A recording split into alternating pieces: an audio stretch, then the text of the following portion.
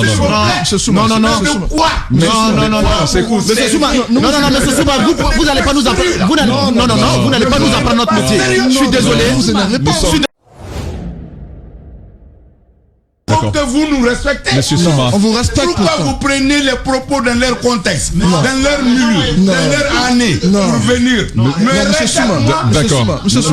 C'est un crime. C'est seulement vous et moi qui. C'est un crime. C'est seulement vous et moi. Non, mais c'est quoi? Vous pensez que nos dignités humaines ne sont pas l'histoire, c'est l'histoire. Bon, il a prouvé carrément qui il était. Là, il m'a carrément arraché un bouton. Ça me dit absolument rien. Moi, il s'est fâché. Il a quitté le studio, mais le peuple de Guinée regarde. Et ce à quoi on a assisté ce matin, moi je l'ai jamais vu. Ouais. C'est pas une première que M. Souma rentre dans tous ses états, à espace. Je me rappelle encore en 2015. Heureusement qu'on n'a pas service là à nos téléspectateurs. Et sinon, ils auraient vu ce qui s'est passé dans ce studio, sur ce plateau. C'est désolant. Je vais te dire une chose, il y a des sévérités que les Guinéens n'aiment pas entendre. Droit dans les yeux. Qu'est-ce que vous voulez me dire? Oui, bien sûr, c'est ce que j'ai fait depuis que ça a commencé. Regardez-moi. Qu'est-ce que vous voulez me dire en français facile, oui? La situation catastrophique actuelle du pays, notamment dans le cadre social. Aujourd'hui, dès que tu te fais appeler Souma, on te met dans un camp. Dès que tu te fais appeler Condé ou Keta, tu es dans un camp. Dès que tu te fais appeler Diallo, on te met dans un camp. Je pense que si la situation demeure à ce niveau-là, dans cette cacophonie, dans cette ethnisation politicienne,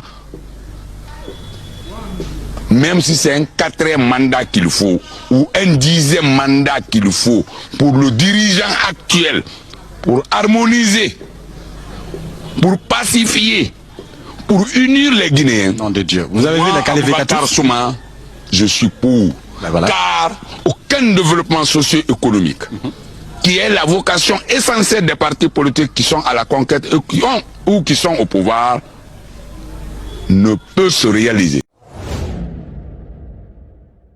D'abord le discours. Vous l'avez dit. S'il vous plaît, le discours. Sur le bout du troisième mandat. S'il te plaît. Sur le bout du troisième mandat. Le discours.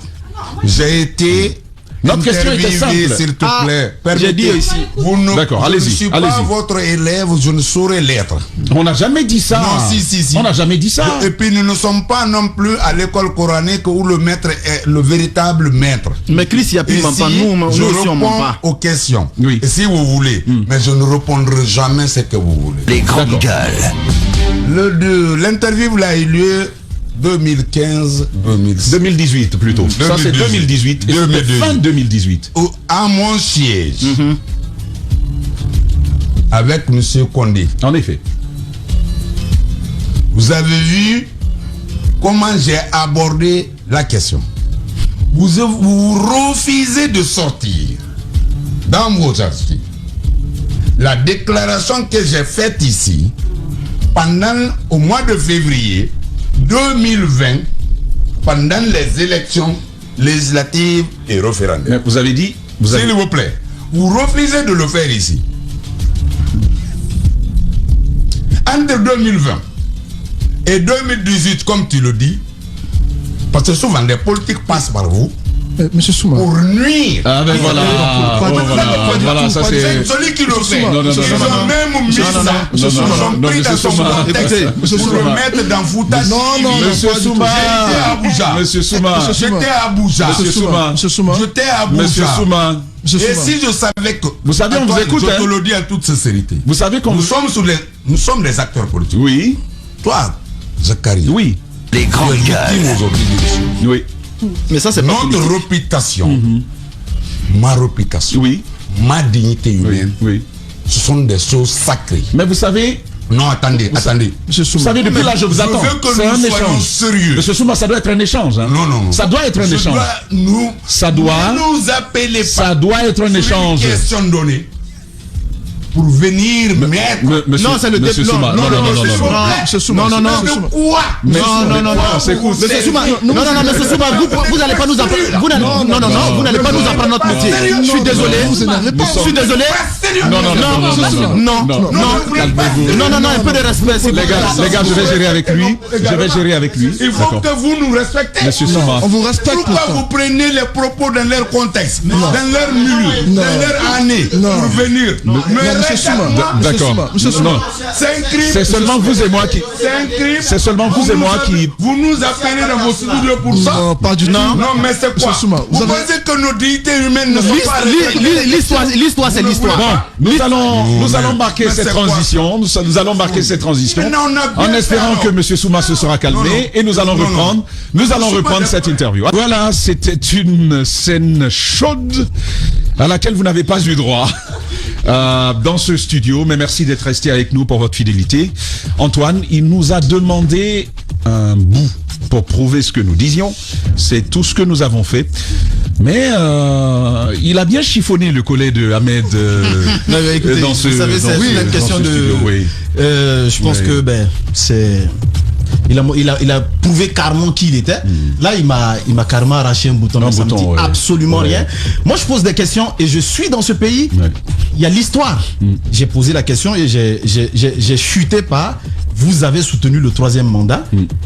Peut-être que votre personne n'encourage pas les autres à vous rejoindre aujourd'hui. Il a demandé la preuve. On lui a montré la preuve. Il s'est fâché. Il a quitté le studio, mais le peuple de Guinée regarde. Et moi, je veux que ceux qui parlent comme ça, là, qu'ils aient un peu de respect pour nous. Nous travaillons, nous avons un salaire et nous vivons avec nos salaires. Ça, il faut le dire. Ceux qui viennent cracher ici pour dire on vous donne de l'argent pour faire ici et ça. Moi, je vous dis merde. Mais on ne répond pas à ça. C'est le quotidien des. C'est notre quotidien. Nous aussi, nous avons une dignité et nous travaillons. Voilà, donc il faut que ça s'arrête maintenant. Ceux qui ne peuvent pas se retenir comme ça, ceux qui savent qu'ils ne peuvent pas venir dans ce studio et encaisser ce qu'ils ont dit par le passé. Assumer ce qu'ils ont dit. Mais qui ne viennent pas. Parce que nous avons des archives et nous allons les sortir. C'est absolument n'importe quoi. Antoine, j'ai jamais vu une telle violence. Non, de toute ma carrière, j'ai jamais vu une telle violence. De toute ma participation en gueule et même. C'est vrai, ça arrive sur des plateaux. Extrêmement violent. Ça arrive sur des plateaux de Oui, mais ça, moi je l'avais jamais vu. Ça arrive sur saisir un journaliste au collège. En fait, ce que je veux dire, c'est qu'un leader politique qui veut diriger un pays doit savoir gérer ses émotions. Et ce à quoi on a assisté ce matin, moi je l'ai jamais vu. C'est pas une première que M. Souma rentre dans tous ses états à espace. Je me rappelle encore en 2015, c'était des élections avec Moussa Moïse, avec M. Touré, de la primature aujourd'hui. À l'époque, il était de l'opposition de l'UFDG et M. Touré était du RPG à l'époque. Les débats étant houleux, celui-ci avait des arguments solides qui lui défendaient. Abakar Souma n'avait pas supporté à l'époque. Il a formé son point à l'époque et il a juré à son adversaire. Non mais là il a donné un coup à Ahmed. Que si celui-ci continuait, il lui mettrait son poing dans la figure. Aujourd'hui, c'est une impulsivité dont il n'a pas besoin. L'élément sonore était très tangible. Très clair. Il est passé. Il a dit, c'est un défi qu'il a lancé. Je vous demande de faire passer un élément. Là où j'ai dit c'est ce qu'on a fait. Je pense que l'élément sonore était assez éloquent, dans lequel il dit clairement que c'est le quatrième mandat qu'il soutenait. Lorsque vous prenez le président actuel. Lorsque vous prenez la parole Alpha Condé pour commenter un tel élément sonore, mais soyez tranquille. Dites dans quel contexte vous avez dit et pourquoi après vous êtes dédié. Vous ne pouvez pas vous en prendre au journaliste. Vous pouvez même vous excuser de vous être trompé. Vous ne pouvez pas vous en prendre au journaliste et de surcroît aller jusqu'à prendre le collet. C'était le off de l'émission. Aller prendre au collet le journaliste avec le poing et lui donner des coups. Presque le poing à la figure. Je pense que tel comportement venant d'un acteur politique est décevant. Et je pense que les Guinéens ont été témoins de ce qui s'est passé. Et je ne crois pas qu'on nous tienne rigueur pour ce qui s'est passé. On a juste voulu rappeler l'histoire et dire qu'il y a eu un propos comme ça qui a été tenu à l'époque. En 2018, à quelques ans, parce que le débat avait commencé 2 ans avant 2020. Je pense que si aujourd'hui on refait appel à l'histoire, c'est pour juste édifier les auditeurs et dire que à un moment donné, il a dit. Et il n'est pas le seul à ne pas s'assumer. Beaucoup d'autres le font. Parfois ils s'en prennent à nous, alors qu'ils savent qu'ils l'ont dit. Et nous, on a des archives avec nous. Lorsque vous dites que vous n'avez pas dit, et je crois qu'on va faire ça désormais, quand quelqu'un dit j'ai pas dit, on rappelle l'histoire. On a des archives sur YouTube, dans nos machines ici, on va les rappeler. C'est pas, non, je suis... Et avocat Souma qui a déserté le studio, qui est rentré. Mais j'ai quand même une question, on va le faire très très rapidement. Jacques, si c'était toi, le coup là, tu n'allais pas suivre. C'est la vérité. Non mais... on va faire vite parce que on est carrément à la fin. On a même corpulence, j'allais dire. Ahmed n'a pas senti ça, je l'ai compris. J'ai juste envie de dire que il faut que les gens y comprennent. Si nous ne sommes pas exigeants à l'égard des politiques, ils feront de nous ce qu'ils voudront. Et puisque nous ne sommes pas prêts à accepter cela, je crois que nous nous inscrivons dans cette démarche. J'aurais bien aimé qu'il termine tout simplement son émission en se défendant. Si sa position a dû évoluer quand il a dit ça, il aurait pu tout simplement le dire. De toute façon, on l'a vu jusqu'à la fin du combat contre le 3e mandat, il n'était pas avec ceux qui étaient contre. Il était plutôt avec ceux qui étaient pour. Il suffisait pas seulement d'appartenir à la Corinonque pour être pour. Si vous avez dit que vous êtes d'accord et puis vous êtes dans votre camp, vous laissez les choses passer. Je crois qu'on peut tout naturellement faire des choses comme ça. Je crois que dans l'avenir, il faut continuer à faire ça. À faire cet exercice pour assainir. Pour assainir le paysage politique. C'est finalement ça. C'est absurde. Mais vous savez, dans ce métier, les journalistes que nous sommes, nous souffrons beaucoup. On ne dit pas qu'on n'est pas exempt d'erreur, mais nous souffrons aussi beaucoup. Vous savez, quand vous avez un invité dans le studio, vous lui posez une question, il répond et il vous regarde dans les yeux. Il vous dit, prouvez-moi que je mens. Il vous met au défi. Si c'est pas lui qui ment, c'est que c'est vous qui mentez. Donc, je l'ai vu s'offusquer par rapport à la source. Mais cette émission, c'est la nôtre. C'est la nôtre. C'est la nôtre. Ça vient pas de... Que ça vienne de Paul, de Pierre, c'est la nôtre. C'est sur nos antennes, c'est passé. Et immédiatement, il y a des auditeurs qui nous suivent. Lorsqu'il a répondu, puisque nous, on ne peut pas maintenant, là, sur le coup, fouiller les archives. C'est droit dans les yeux. Droit dans les yeux, il y a des auditeurs qui nous ont écoutés, qui nous ont envoyés. Que ça soit capturé ou on voit que partout, actuellement, c'est ce qui se passe. Parce que, évidemment, nos émissions sont en ligne et les gens ont des bouts. Maintenant, si on reçoit ça et on diffuse, où est le problème? Je suis vraiment désolé de le voir faire ce qu'il a fait et à mettre tous mes respects pour le sang-froid parce que c'est ce qu'on attend de nous, qu'on prouve qu'on n'est pas ce qu'on est, on continue à faire notre travail, on ne dit pas qu'on est les plus parfaits, mais nous faisons de notre mieux pour ce pays aussi, comme ce qu'il a dit, tout ce qu'on peut faire, c'est de se respecter, il n'a pas rendu qu'on se respecte, qu'on les respecte, il n'a pas saisi le monsieur au collet, ces arguments de on vous donne ceci pour faire cela, on vous donne cela pour faire ceci, nous savons ce que nous faisons et c'est le plus important. Allez-y Daouda pour terminer en une minute. Non, pour terminer, c'est juste la désolation. Je ne pouvais pas imaginer que M. Souma pouvait se permettre un tel spectacle. Heureusement, il faut le dire, heureusement qu'on n'a pas service là à nos téléspectateurs. Et sinon, ils auraient vu ce qui s'est passé dans ce studio, sur ce plateau. C'est désolant, un point, c'est tout. Dans cette convocation, il est mentionné que les membres de la Chambre sont saisis des faits suivants: détournement de deniers publics, corruption d'agents publics, enrichissement illicite. Il y est également précisé que, et pour lesquels une inculpation pourrait être envisagée. En cas d'absence injustifiée en application de l'article 211 du Code de procédure pénale, nous pourrions décerner à votre encontre un mandat de comparution. La régularité de la convocation a été largement contestée à travers la presse par le conseil juridique du président Cellou Dalein Diallo, en l'occurrence Maître Amadou Diallo. Cette convocation assimile d'une part les qualifications juridiques offertes réellement reprochées à M. Cellou Dalein Diallo. D'autre part, la signification de la convocation faite à une personne non habilitée. En l'occurrence, Maître Salif Béavogui était tout aussi irrégulière. C'est pourquoi ce dernier a, par courrier daté du 30 mai, procédé à la restitution de la convocation à l'huissier concerné. C'est donc en violation des dispositions de l'article 144 du Code de procédure pénale que cette convocation ne mentionne pas les faits reprochés à M. Cellou Dalein Diallo et que la notification de la convocation n'a été faite ni par lettre décommandée ni par l'intermédiaire d'un officier de police judiciaire.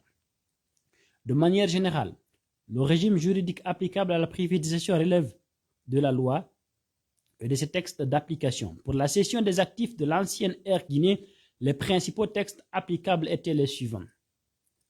La convention de cession des équipements et installations de l'ancienne Air Guinée à la société Air Guinée Express SA en date du 18 juillet 2022. La loi numéro 18 du 23 octobre 2001 portant réforme des entreprises publiques et le désengagement de l'État. Le décret numéro 64 en date du 12 juillet 2002 portant dissolution de la Nouvelle-Guinée, l'acte uniforme sur les sociétés commerciales et le groupement d'intérêt économique de l'OADA. La convention de cession des équipements et installations de l'ancienne Air Guinée à la société Air Guinée Express SA en date du 18 juillet 2002. Elle définit clairement l'identité des parties, son objet et les obligations qui en découlent. En outre, elle contient une clause compromissoire qui prévoit un arbitrage en cas de litige devant la chambre d'arbitrage de Conakry. La loi numéro 18 du 23 octobre 2001 portant réforme des entreprises publiques et le désengagement de l'État. Cette loi fixe les règles générales de la privatisation des entreprises publiques. Elle précise en son article 4 que le ministre de l'économie et des finances est seul responsable des opérations de privatisation et qu'il mène celle-ci avec le département ministériel assurant la tutelle technique de l'entreprise publique concernée. Sur le plan strictement juridique, il apparaît que M. Cellou Dalein Diallo n'a rien à se reprocher dans cette affaire et absolument rien ne justifie sa convocation. Il suffit de lire les articles 3 et 4 de cette loi pour s'en convaincre.